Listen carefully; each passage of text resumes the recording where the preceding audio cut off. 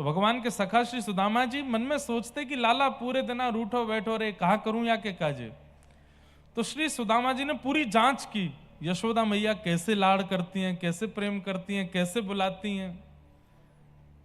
श्री दामा तन सुखा मन सुखा धन सुखा, सबके बारे में सुदामा जी रोज सुनते ठाकुर जी से।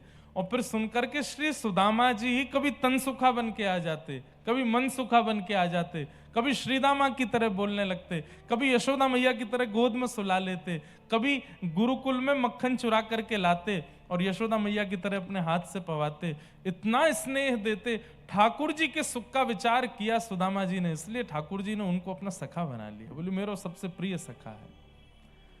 श्री सुदामा जी व्रज का विरह नहीं करने दिया ठाकुर जी को, इसलिए ठाकुर जी ने श्री सुदामा जी को अपना सखा माना। आप भी अपने घर के ठाकुर जी को बंधुओं सुख देने का प्रयास किया करो। अभी हमारी सेवा कैसी होती है, हमें जिसमें सुख मिलता है उसमें ठाकुर जी सुख ले लीजिए, नहीं, सेवा का मतलब होता है ठाकुर जी का जो सुख है उसमें हम सुख लेंगे। अब लोग बाग इसमें पढ़े लिखे लोग बात बनाते हैं कि भगवान को कोई सुख की कामना, वो तो सर्वव्यापी सर्वगुण संपन्न, उनको कुछ, इसका मतलब ये थोड़ी होता है कि कोई व्यक्ति करोड़ों का टर्नओवर करता है, अरे भैया इसको रोटी बनाने की क्या जरूरत है, इसके पास तो मशीन होंगी रोटी बनाने वाली, इसके पास तो मशीन होगी दाल निकालने वाली, इसके पास तो ये, अरे सामान्य जरूरतें सबकी पूरी होती हैं, लेकिन हम ये भी माने कि वो परमात्मा हैं, तो भी अगर वो परमात्मा ही हैं तो ब्रज में फिर लीला करने क्यों आए? ये सारी लीला, ये सारा भाव, ये प्रेम क्यों प्रकट किया ठाकुर जी ने?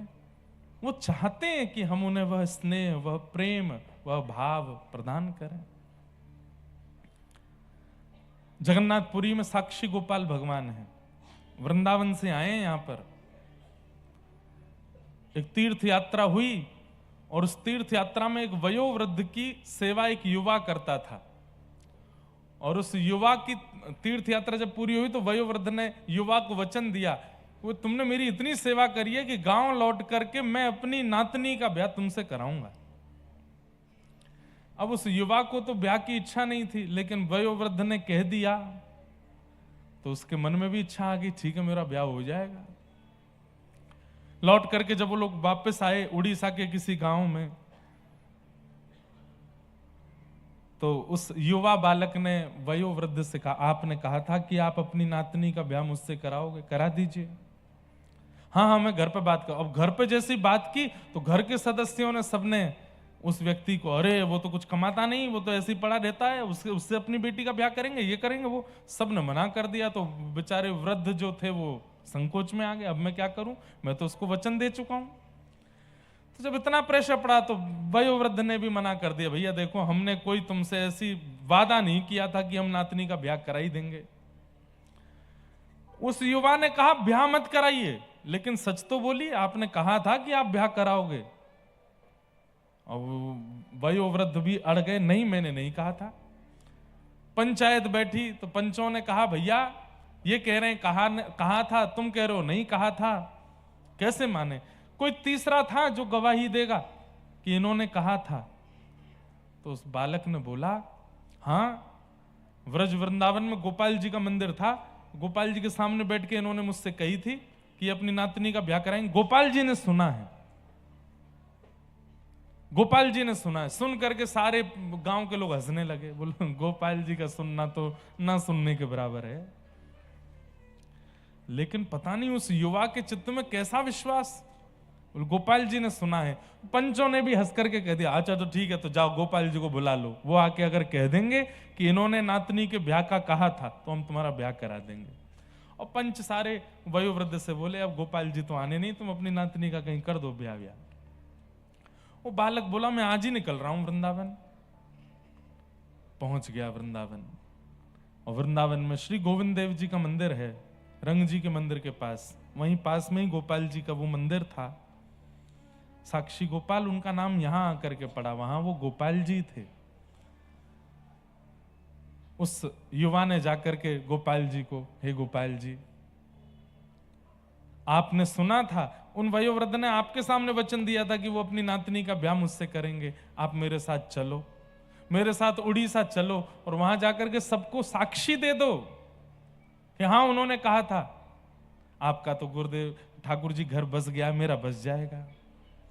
आपके तो एक आदमी 16,000 बसे हुए हैं, एक आध दासों के भी बस जाएंगे तो क्या बुराई है। ठाकुर जी को मनाने लगा। अब ठाकुर जी कहां बोलते हैं, तो चुपचाप खड़े हैं ऐसे मूर्तिमंत होके, जैसे सारे मंदिरों में ठाकुर वैसे ही हैं। रात में पुजारी जी मंदिर बंद करने लगे तो गेट के आगे अड़ गया, बोले बंद मत करो, मेरी बात चल रही है इनसे। पुजारी जी ने धक्का वक्का दे के मंदिर बंद कर दिया। रोने लगा, रोते रोते बोले मैं खाऊंगा नहीं, पीऊंगा नहीं, प्राण त्याग दूंगा यहां पे, क्योंकि मैं वापस गांव जाने लायक तो बचा नहीं। वापस खाली हाथ गांव जाऊंगा तो गांव के लोग और हंसी उड़ाएंगे। गोपाल जी, सबकी लाज रखी आपने, मेरी भी रख लो। जैसी लाज राखी द्रौपदी की,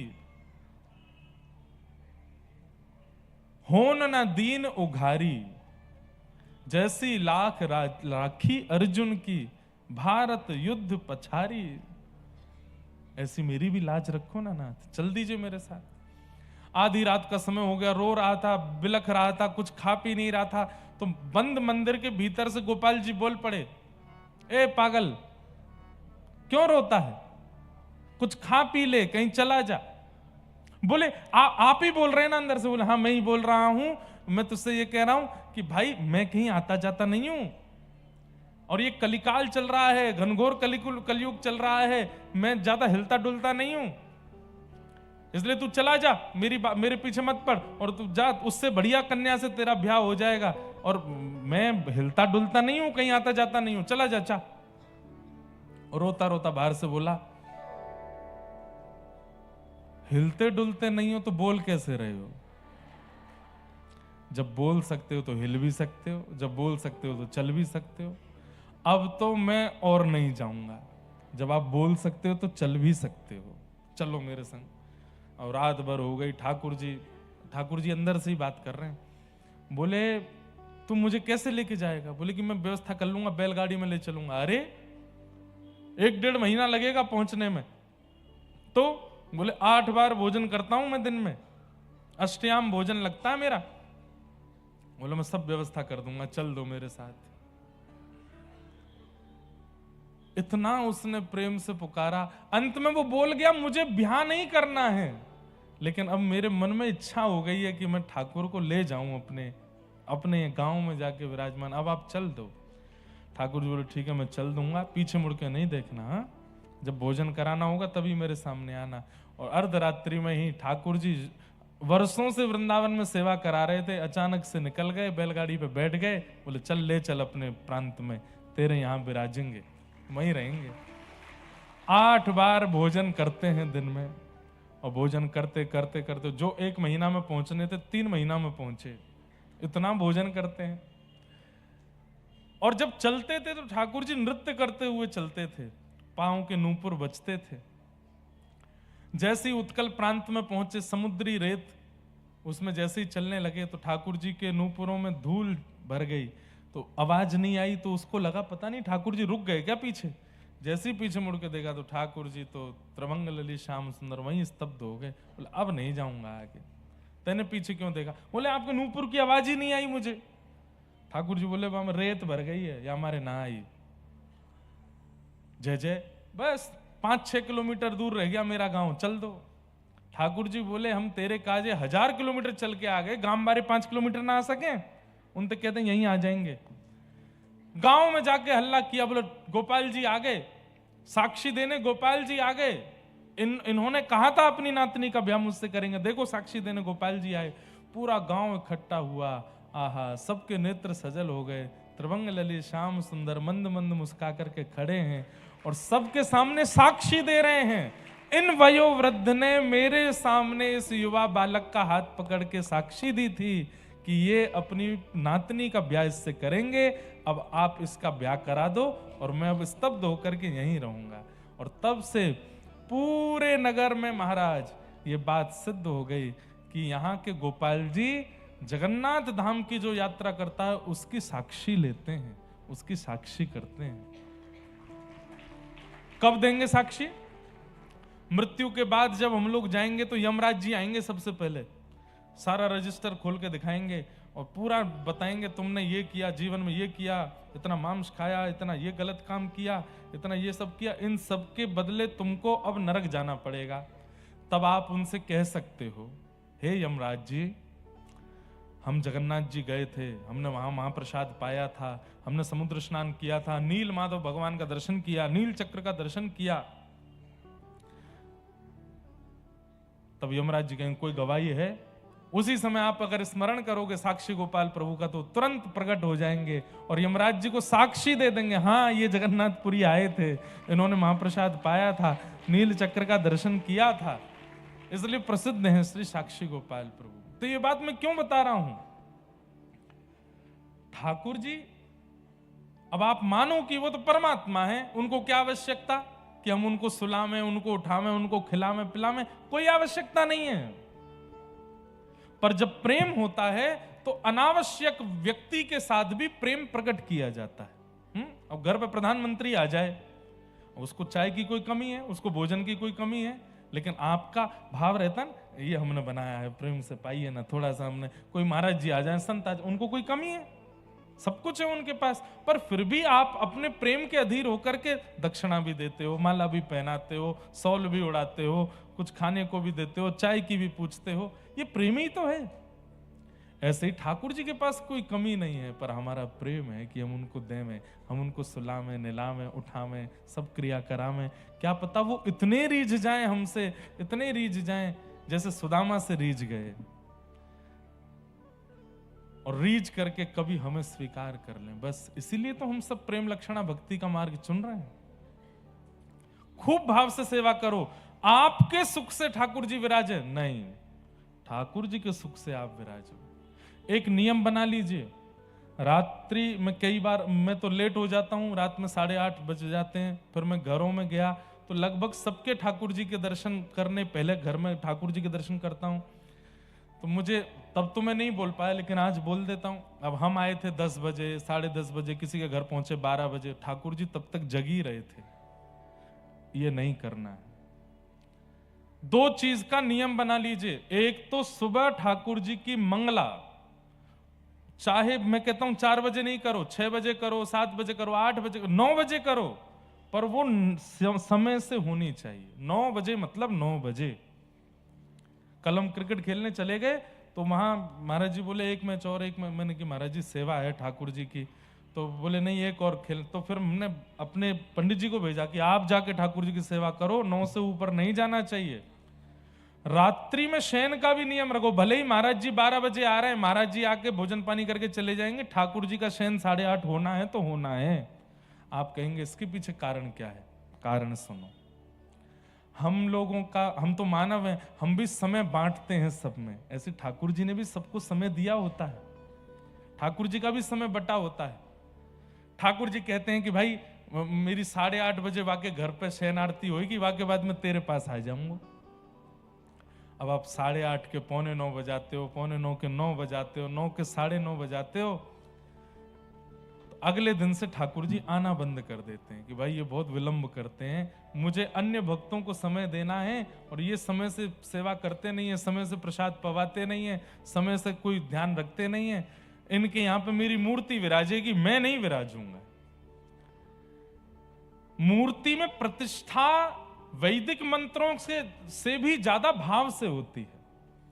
आपका समय नियमित है। ठाकुर जी की सुबह इतने बजे मंगला, चाहे दुनिया इधर उधर हो जाए मंगला होगी। और रात्रि में आप चाहे पार्टी में गए हो, चाहे शादी में गए हो, चाहे मॉल गए हो, चाहे पिक्चर देखने गए हो, आपका समय उसी अकॉर्डिंग चलता है कि ठाकुर जी की 7:30-8 बजे शयन होगी, उसके बाद ही मैं कहीं जा सकता हूं। शयन और मंगला ये 2 समय निश्चित रखो, बाकी पूरे दिन की सेवा में ऊपर नीचे हो जाए कोई दिक्कत नहीं। इससे होगा क्या? धीरे धीरे आपके ठाकुर जी जो घर के हैं वो अनुभव कराने लगेंगे। धीरे धीरे उनको ये भाव आने लगेगा कि ये नियम से चलता है, समय से चलता है, भाव से चलता है, इस पे अनुभव कराओ। धीरे धीरे वो अनुभव होने लग जाएगा। इसलिए मंगला का और शयन का ये 2 नियम रखो। और फिर धीरे धीरे आगे चल के आपको अपने आप अनुभव होगा, फिर आप भोग का भी एक नियम बना लोगे, आरती का भी नियम बना लोगे। फिर इत्रों का भी नियम होता है, सर्दियों में गर्म इत्र लगते हैं, फिर वर्षा आ जाएगी तो उसमें वर्षा के इत्र लगते हैं, गर्मियों में खस के इत्र लगते हैं, गुलाब के इत्र लगते हैं। मतलब ऋतु के अनुसार जैसे हम कपड़े बदलते हैं, वैसे ही ठाकुर जी की इत्र सेवा, चंदन सेवा, पोशाक सेवा उसी भाव से होनी चाहिए। ये सब बातें इसलिए हैं, जरूरी नहीं है करना, पर हाँ जिनको अनुभव की इच्छा हो कि मुझे अनुभव हो ठाकुर जी का, वो अपनी सेवा प्रणाली को सुंदर बना लो, अपने सेवा भाव को सुदृढ़ कर लो। श्री सुदामा जी ने ठाकुर जी को सुख दिया, इसलिए ठाकुर जी ने उनको सखा बनाया। आप ठाकुर जी के सुख में सुखी रहिए, अपने सुख में ठाकुर जी को मत रखो। हम 11 बजे तक जग रहे हैं तो हमारे ठाकुर जी भी जग रहे हैं। हम अपने लाल जी को उत्सव जब होता है ना, ठाकुर जी का वार्षिक उत्सव, तब तो जगाते हैं 11-12 बजे तक। उसके लिए भी एक विशेष 9वां भोग और लगता है ठाकुर जी को उसको बोलते हैं श्रम भोग। क्या बोलते हैं? श्रम भोग मतलब मेहनत करिए, ठाकुर जी ने आज 4 घंटा ज्यादा जगे हैं तो ठाकुर जी को एक लोभ दे देते हैं, ठाकुर जी 2 घंटा एक्स्ट्रा थोड़ा मंदिर खुला रखेंगे, श्रम भोग पा लेना। श्रम भोग में क्या पाते हैं? मिष्ठान पाते हैं ठाकुर जी। प्रेम से मीठे का भोग लगाओ ठाकुर जी को, नया बना करके कुछ श्रम भोग। तो ये सब नियम है, सब भाव हैं। सुदामा जी मिले, तत्पश्चात ठाकुर जी वापस मथुरा आए। मथुरा आकर के भगवान ने जरासंध का उद्धार किया और 17 बार उसको हरा दिया। 18वीं बार ठाकुर जी ने उसको छोड़ दिया और स्वयं विश्वकर्मा के द्वारा बनाई गई नई नगरी में स्थापित हो गए, जिसका नाम हुआ द्वारिका। बोलो द्वारिकाधीश की। रण छोड़ करके ठाकुर जी भागे, युद्ध करते करते। क्यों? क्योंकि वो ब्राह्मणों को अनुष्ठान पर बैठा के आया था कि मैं भगवान को हरा दूं। ठाकुर जी बोले भैया ब्राह्मण अनुष्ठान पर बैठे हैं तो हमारी हार हो जाए, लेकिन हम इससे नहीं जीतेंगे। रण छोड़ करके द्वारिका विराजे। द्वारिका जाकर के बलराम जी का ब्याह रेवती जी से हुआ और श्री ठाकुर जी का ब्याह कौंडन्यपुर के राजा भीष्मक की पुत्री रुक्मणी से हुआ। रुक्मणी साक्षात लक्ष्मी है। प्रश्न उठता है किशोरी जी के विषय में, तो मैं उसके कई बार उत्तर दे चुका हूं। किशोरी जी से विवाह का प्रसंग अलग है और इस पूरे लीला में बीच में जो संशय हमारे चित्त में प्रकट होते हैं उसका भी कई बार उत्तर दे चुका हूं, आप लोग सोशल मीडिया पर सुन सकते हैं। ठाकुर जी का विवाह रुक्मणी जी के साथ में हुआ। फिर भगवान के 8 प्रमुख विवाह हुए। 16,100 राजकुमारियों को भौमासुर ने बंदी बना रखा था, भगवान ने वहां से उनको मुक्त करा करके उनसे भी विवाह किया। भगवान की दिनचर्या चल रही थी, ग्रहचर्या देखने के लिए नारद जी आए। यहाँ भगवान ने जरासंध का भी उद्धार भीम के द्वारा कराया।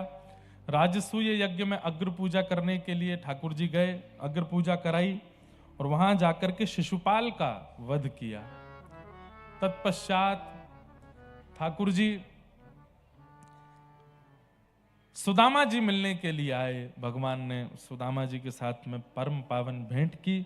सब कथा आपने श्रवण की हैं खूब विस्तार से। भगवान अपने कुरुवंश को समझाते रहते हैं। अब मैं बस कथा को विश्राम की ओर लेके चलूं तो आप सब लोग बिल्कुल सावधानी से अंतिम श्लोक मेरे साथ में बोलिएगा, फिर हम कथा को विश्राम देंगे। ठाकुर जी ने यदुवंशियों को समझाया था कि मेरी संतान हो आप, मेरे परिवार हो आप, इसका कभी अभिमान मत करना। यदुवंशी बोले हम अभिमान करते नहीं, बोले करते हो, अभिमान करते हो इसीलिए कभी कथा सुनने नहीं जाते, कभी संतों का सम्मान नहीं करते। तो यदुवंशी बोल पड़े कि हमको कथा में जाने की क्या आवश्यकता, कथा में वो जाते हैं जिनको भगवान नहीं मिले, जब हमारे रिश्तेदारी भगवान है तो हम कथा में क्यों जाएं। ठाकुर जी बोले यही बात, मैं भले ही कितना भी तुमको प्राप्त हो जाऊं, सत्संग फिर भी नहीं छोड़ना है, नहीं तो मेरी सेवा में, मेरे सामिप्य में अपराध करते रहोगे।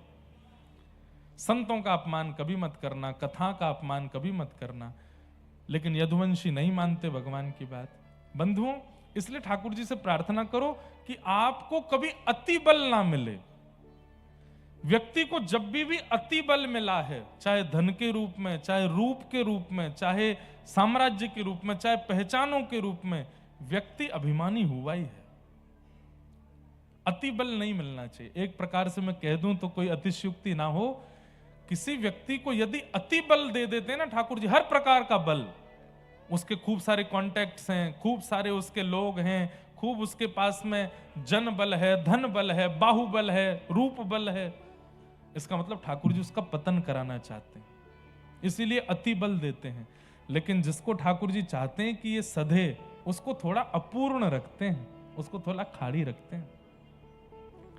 मटका भरा होगा ना तो छलकेगा, लेकिन थोड़ा अपूर्ण है, थोड़ा खाली है, तो कितने भी दचकियां आ जाएं, पानी छलकेगा नहीं। इसलिए अपने जीवन में परिपूर्ण होने का विचार मत किया, मुझे ये भी आना चाहिए, मुझे वो भी आना चाहिए, मुझे ऐसा भी आना चाहिए। नहीं, थोड़ा अपूर्ण रहिए।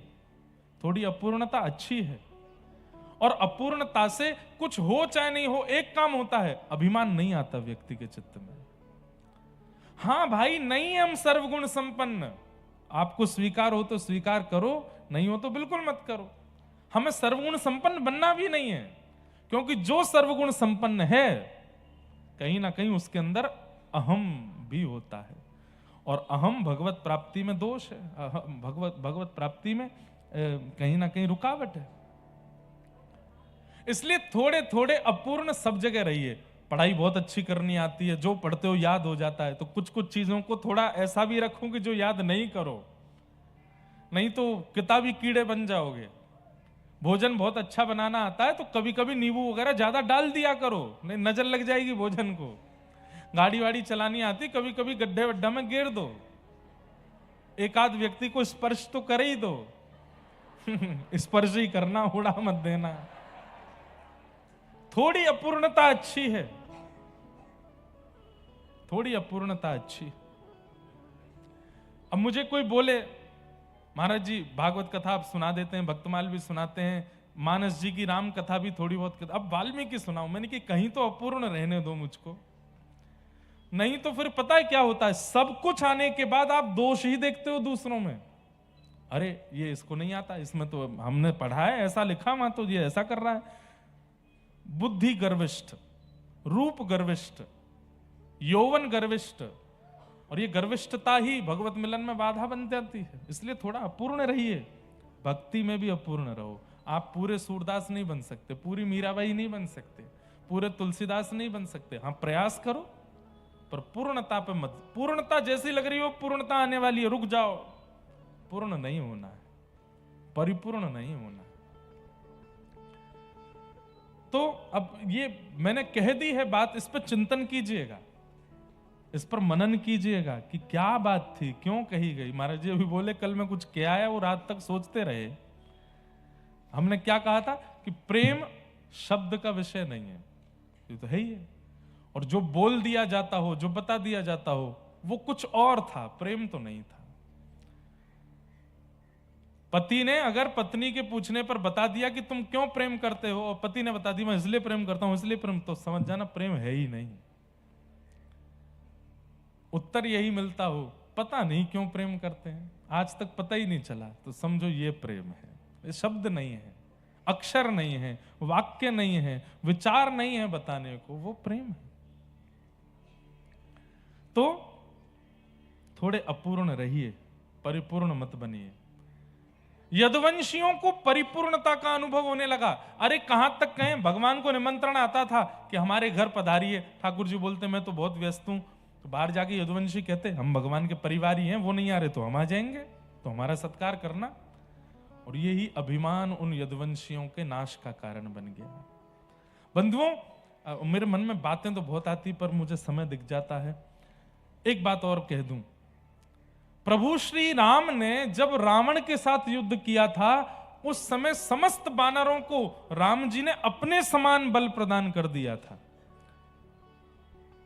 हनुमान जी महाराज सीता सुध लेने के लिए गए, जब लेकर के आए तो सब प्रशंसा करने लगे, लेकिन तब भी हनुमान जी महाराज दीनहीन होकर के बोले तब प्रताप रघुनाथ, मेरा प्रताप नहीं है, ये राम जी ने मुझको प्रताप दिया है। और इस बात को केवल बोल नहीं रहे, हनुमान जी मानते भी हैं कि मेरा प्रताप नहीं है, मेरा बल नहीं है, तब प्रताप रघुनाथ, ये रघुनाथ जी का बल है। राम रावण युद्ध में वानरों का उद्धार क्यों हो गया?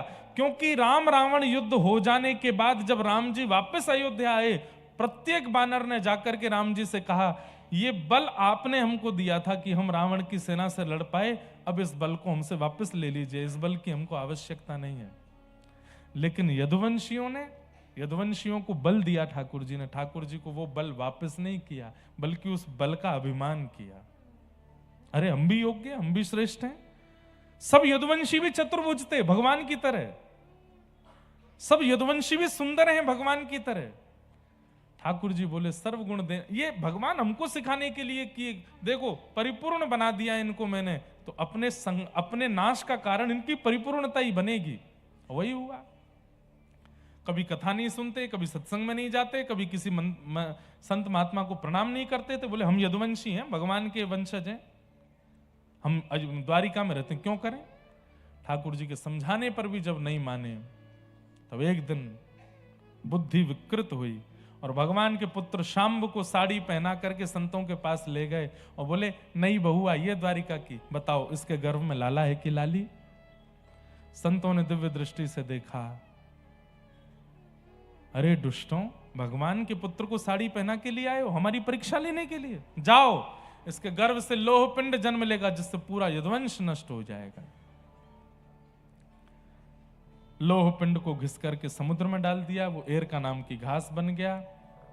एक दिन किसी बात पर छोटा विवाद बड़ा युद्ध में परिवर्तित हो गया और आपस में यदुवंशी लड़ते झगड़ते आपस में नष्ट हो गए।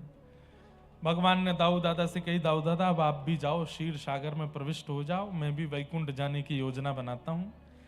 अंत तो गत्वा भगवान ने एक वृक्ष के नीचे बैठ करके उद्धव, मैत्रेय मुनि आदि कुछ विशिष्ट जनों को भागवत धर्म का ज्ञान दिया। वही भागवत धर्म हम पिछले 7 दिन से सुन रहे हैं। ये संपूर्ण ज्ञान ठाकुर जी ने उद्धव जी को दिया, मैत्रेय मुनि को दिया, नारद जी को दिया, आदि आदि सबको ये भागवत धर्म समझाया और कहा कि कलिकाल में इसका विस्तार करवाइएगा। उद्धव जी से कहा तुम बद्रीनाथ में जाके भजन करो, मैत्रेय मुनि से कहा तुम विदुर को यह ज्ञान देना, नारद जी महाराज, ब्रह्मा जी आदि सब बोले कि आप इसका विस्तार कराइएगा। भगवान से उद्धव जी ने कहा कि नाथ आप जा रहे हो? बोले हाँ। आप लीला पूरी कर रहे हो अपनी? बोले जी। हम कैसे रहेंगे आपके बिना? आप चले जाओगे तो ये प्राण कैसे रहेंगे? ठाकुर जी बोले प्रत्यक्ष दिखने वाली वस्तु आंखों को दिखती है, पर अप्रत्यक्ष बुद्धि को, मन को, तन यौवन को, सबको दिखती है। अब तक मैं प्रत्यक्ष था, अब मैं अप्रत्यक्ष हो जाऊंगा ताकि रोम रोम को मेरा अनुभव हो। और मेरा अनुभव यदि करना है तो मेरी ओर ध्यान से देखो।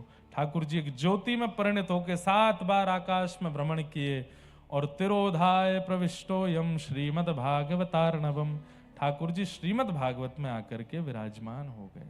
और ठाकुर जी ने ये बात स्पष्ट कर दी कि भागवत मेरा स्वरूप है, भागवत मेरा स्वरूप है, मेरा रूप है।